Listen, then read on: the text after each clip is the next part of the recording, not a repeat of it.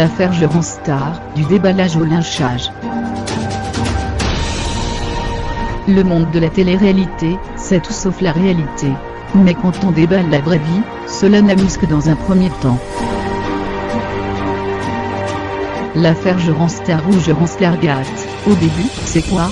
C'est un scoop, deux personnages des Anges 10 s'embrassent sur un trottoir. Un nouveau couple s'est créé, annonce à Kebab. Le scoop. Les deux personnes sont acteurs dans les Anges de la télé-réalité.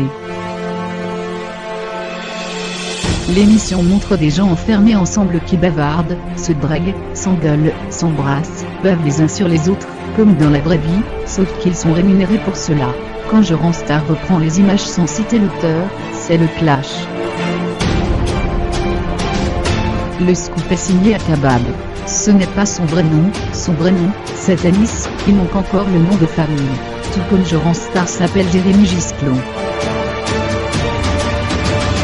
Et Babybel, son ami, s'appelle Pascal Cardona.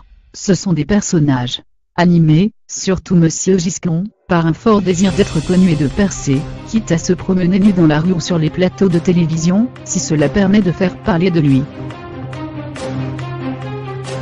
Cela a plutôt réussi, il a dit payer 200 000 € d'impôts, soit un revenu à 40 000 € par mois. Pour faire la chronique de la télé-réalité, pourquoi pas? Le battleur, devant le cirque, appelle les passants à entrer. Ce n'est pas un sous-métier. Depuis, Kebab, entendu par la police pour atteinte à l'intimité de la vie privée, a annoncé qu'il cesserait de paraître sur les réseaux sociaux. Il avait balancé une première vidéo de Jérémy Gisclon nu en train de se masturber, 30 secondes, puis des enregistrements de conversation, et sa messe sous voix, montrant que Babybel et Jérôme-Star invitaient des jeunes fans. Et c'est là que la vraie vie percute la télé-réalité. Le déballage de la vie personnelle des gens de la télé fait un vrai scandale, évidemment. Sur Twitter, le Jérôme-Stargate continue sans lui. Au début, c'est drôle. Sur Twitter, on moque gentiment Jérôme-Star, caricaturé en Janois, j'étais pas au courant des agissements de Babybel. C'est aussi drôle quand Libération rapporte que la société Bell, qui fabrique le Babybel, voudrait éviter qu'on cite son petit fromage à pâte cuite. Nous aimerions que nos produits ne soient pas associés au Jérôme-Stargate. Vous comprenez, nous vendons des produits censés plaire aux enfants. Les enfants, ni Monsieur Gisclon qui s'exhibe, ni Pascal Cardona n'y avait pensé.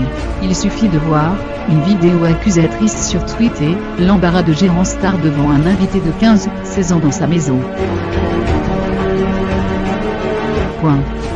Au final, Pascal Cardona, homosexuel comme Jérôme-Star, est accusé sur Twitter de pédophilie, et Jérôme-Star de complicité. Le mouvement Motown Balance ton porc a rattrapé le petit monde de la télévision. On en est à Balance ton Babybel. Sur Twitter, on prépare le bûcher du Jérôme-Sgate. Pas de présomption d'innocence. Un amalgame rapide contre les pervers. Après les anges. Le spectacle des démons de la télé-réalité ne fait sans doute que commencer. Cyril Hanouna, sur la chaîne C8, aussi, a bien compris le danger, qui viendra plus des accusations lancées sans preuve, et donc de la diffamation que de faits avérés.